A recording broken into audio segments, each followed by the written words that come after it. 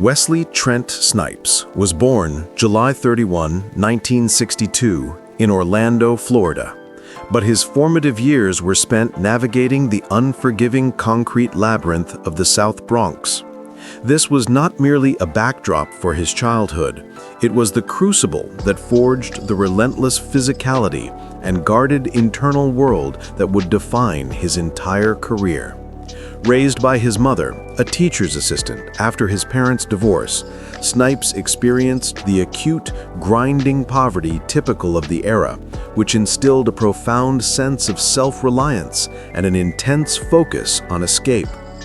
Lacking the financial safety net common in more affluent upbringings, the psychological toll of instability was constant. To survive the neighborhood, he began his lifelong devotion to the martial arts at the tender age of 7, a practice that was initially a desperate necessity for self-defense, not a sporting pursuit. This discipline became his first anchor, an internal structure against the external chaos. His initial aspiration was not the theater, but dance. He saw in the fluid, expressive movement of the body a purer form of communication and a direct pathway out of the ghetto. This drive led him to New York's prestigious High School of Performing Arts, the legendary institution immortalized in the film Fame. However, this period of intellectual and artistic awakening was brutally interrupted in 1977 when a family crisis, the continued instability following his parents' separation, forced a move back to Orlando, Florida, denying him the chance to fully immerse himself in the competitive New York art scene. It was a premature rupture that only amplified his internal sense of displacement, yet the discipline remained. He funneled his energy into his high school drama club and co-founded a street theater group called Struttin' Stuff, constantly seeking and creating stages for his burgeoning talent, demonstrating a powerful, innate drive that refused to be contained by circumstance. His eventual return to New York to attend SUNY Purchase, where he earned a Bachelor of Fine Arts degree in 1985, marked the successful end of the first, most difficult chapter, preparing him for the explosive professional ascent that lay just ahead. Snipes' rise was swift, propelled by a perfect confluence of raw talent, stunning physicality, and a captivating, understated charisma. His initial cinematic exposure in the Goldie Hawn comedy Wildcats in 1986 was followed by the crucial, career-altering role as a challenging gang leader in the extended cut of Michael Jackson's 1987 music video for Bad, directed by the master, Martin Scorsese. This exposure was a pivotal moment showcasing his intensity and command to the most powerful decision-makers in Hollywood. The early 1990s cemented his status as one of Hollywood's most versatile and indispensable leading men with a one-two punch of extraordinary performances. The ruthless, megalomaniacal drug lord Nino Brown in Mario Van Peebles' New Jack City, and the complicated, upwardly mobile architect Flipper Purify in Spike Lee's Jungle Fever, both in 1991. The critical acclaim for these roles demonstrated an acting range that far exceeded the typical action star mold. This period of rapid professional ascent coincided with his first major marriage to April Snipes, whom he wed in 1985, and the birth of their son, Jelani, in 1988. Yet as his career skyrocketed, this partnership remained hidden from the fierce spotlight he was attracting. The pressure of his burgeoning stardom, coupled with a fiercely private nature and the hidden complexities of managing vast, sudden wealth, led to an internal conflict within the relationship. The high-stakes nature of Hollywood's success, demanding both public accessibility and private perfection, placed an unsustainable burden on his personal life. The marriage, unable to withstand the pressures of fame and the shifting power dynamics of a rapidly ascending celebrity, dissolved in a brutal 1990 divorce, just as his career was achieving liftoff. While the public saw the charismatic star on screen, the private life was experiencing its first dramatic rupture, a pattern of internal turbulence that would tragically echo later in his life. As his cinematic empire expanded, reaching its absolute pinnacle with the global success of the Blade trilogy, so too did the scope of his controversial behavior and ambitious, sometimes reckless, business ventures. The late 1990s saw a growing public narrative of the star becoming increasingly difficult on set, culminating in the notorious and widely documented chaos of the Blade Trinity production in 2004. Stories from co-stars and crew, particularly those detailed by actor Patton Oswalt, painted a picture of a star so disengaged and demanding that he would allegedly communicate with the director only via post-it notes signed from Blade. While Snipes vehemently denied claims of physical altercations, the public and industry perception of his on-set conduct was severely damaged, leading to the rapid cooling of major Hollywood offers. Beyond the entertainment industry, Snipes leveraged his immense wealth and notoriety to launch two significant non-entertainment business ventures, which would later factor into his financial and legal woes. The first was Amen-Ra Films, founded in 1991, a production company designed to give him greater creative control and develop projects for film and television, often focused on African and diaspora history and martial arts. The second, a more esoteric and ultimately disastrous venture, was the Royal Guard of Amen-Ra, launched in 1998, a private security and bodyguard firm intended to provide trained protection for high-profile clients globally. This company quickly became embroiled in controversy and was scrutinized for its alleged connection to an extremist religious cult, causing an internal investigation 2 years after its founding. However, the most devastating and enduring scandal was the monumental legal battle with the Internal Revenue Service. Snipes was accused of willful failure to file federal income tax returns for multiple years between 1999 and 2004, amounting to an estimated $38 million in earnings and a tax liability of over $15 million. His defense, based on the highly unusual and legally discredited Section 861 argument, claiming that only income from foreign sources was taxable for U.S. citizens, became a subject of media mockery and legal fascination. The trial concluded in 2008 with Snipes being convicted of 3 misdemeanor counts of willful failure to file, resulting in a crushing, unprecedented sentence of 3 years in federal prison and a $5 million fine. The public spectacle of a multi-million-dollar star being legally stripped of his freedom marked the most dramatic professional and personal fall in modern Hollywood history. The years following his divorce and preceding his incarceration were characterized by a period of professional decline and a chaotic private life, marked by the challenges of a second major relationship. Those specific public details mirroring the addiction and public chaos often associated with celebrity relationships are sparse. The emotional toll of a global star managing a rapidly deteriorating career, overwhelming legal scrutiny, and the psychological impact of being a high-profile target of the U.S. government cannot be overstated. His second long-term partner and eventual second wife, South Korean painter Nakkyung Nikki Park, whom he married in 2003, became a source of stability amidst the gathering storm of his tax evasion case.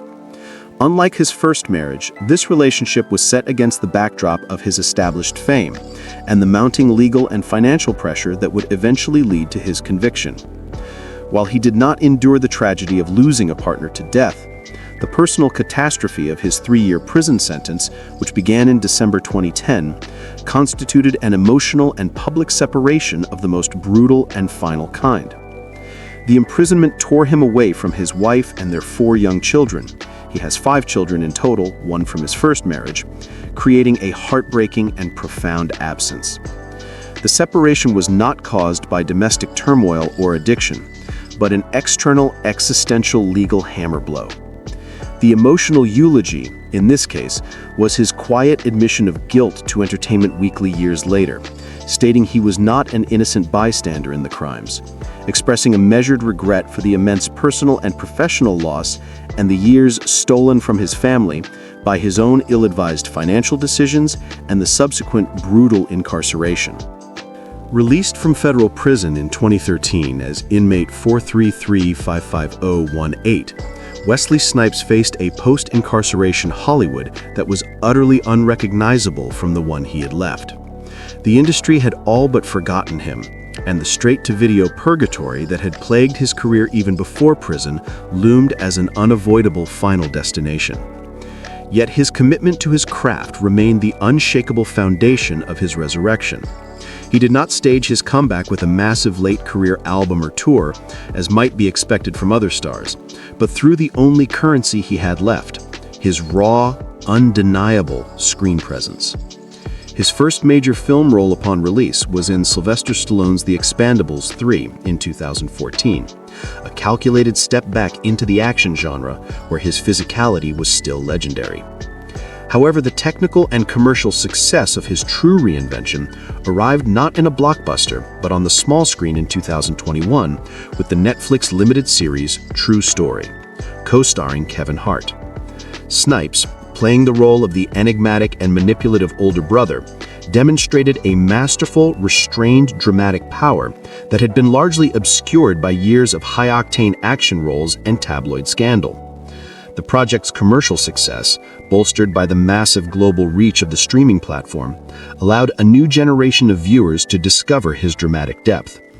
The series became a critical and audience favorite, propelling Snipes back into the A-list conversation. The technical triumph of this comeback lies in his performance, a subtle, nuanced, and chilling portrayal that proved he was not merely the martial arts star of the 90s, but a mature, complex character actor capable of dominating a scene with stillness and gravitas. This role, along with his critical acclaim in films like Dolomite Is My Name 2019, showcased an age-defying professional reinvention, demonstrating that the sheer force of his artistic talent was powerful enough to transcend the legal and public relations disaster of his lost years. Today, Wesley Snipes has achieved a profound and hard-won professional stability. While maintaining a fiercely private life, Snipes and his family are known to reside both in the United States and abroad, reflecting the citizen of the world philosophy he once infamously claimed for tax purposes, but which now represents a pragmatic, international lifestyle away from the relentless Hollywood glare. His current work is marked by a judicious selection of roles in both film and streaming television, prioritizing quality and character complexity over guaranteed blockbuster status. Beyond acting, he continues to be involved in the martial arts community, using his platform to promote global film projects that explore martial arts philosophy and history. And yet, even decades after his first turn as the Daywalker, Snipes continues to surprise. In 2024, he made a shock cameo return as Blade in Deadpool and Wolverine, reuniting on screen with Ryan Reynolds. The moment was more than nostalgia, it was vindication.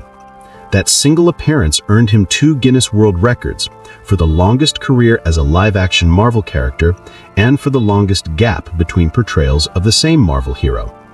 Fans erupted, critics celebrated, and Snipes himself admitted he had once doubted Disney would ever let him step into the trench coat again.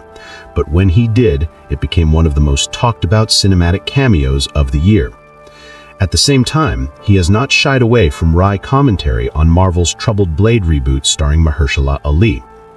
As delays and creative exits piled up, Snipes turned to social media with a knowing grin. Daywalkers make it look easy, still looking for the secret sauce. It was a playful jab, but also a reminder. There was only one original Blade. Still, he has voiced support for Ali, recognizing the weight of carrying a legacy he himself had defined a generation earlier. Most significantly, his enduring legacy is cemented in 2 distinct, monumental achievements that resonate through popular culture. First, as the groundbreaking pioneer who, with the 1998 film Blade, proved the viability of the dark, R-rated superhero adaptation, effectively laying the stylistic and commercial groundwork for the modern, multi-billion-dollar comic book movie industry. And second, and equally important, is his status as one of the most versatile and gifted black actors of his generation, a rare artist who effortlessly traversed the chasm between raw street drama, like Nino Brown, sophisticated Spike Lee joint like Flip or Purify, high-octane global action like John Cutter or Simon Phoenix, and daring and profound dramatic transformation like Noxeema Jackson. His career is a towering monument to talent, a dramatic narrative defined by breathtaking highs, catastrophic falls, and an ultimate quiet resilience. The man who was once inmate 433-55018 has successfully reclaimed his place, not as a Hollywood footnote, but as a legendary force whose contribution to the cinematic landscape remains indelible. Still the daywalker, who has walked through the shadows and somehow, once again, stepped into the light. In the world of action cinema, very few can match the raw, kinetic energy of Wesley Snipes. A man who earned his black belt long before he ever hit a movie set, Snipes didn't rely on stunt doubles. He was the spectacle. He was the only star in the 90s capable of going toe-to-toe with both Sylvester Stallone and Demolition Man and a hungry vampire horde in Blade. From his signature fight choreography to his... In the midst of solidifying his image as the new definitive action hero in films like Passenger 57 and Demolition Man, Snipes executed one of the most audacious and career-riskiest moves in 1995. Accepting the role of the glamorous, philosophical drag queen Noxeema Jackson in the comedy To Wong Foo, Thanks for Everything, Julie Newmar. This role was a deliberate and shocking pivot, shattering the rigid action star expectations that Hollywood had imposed on him.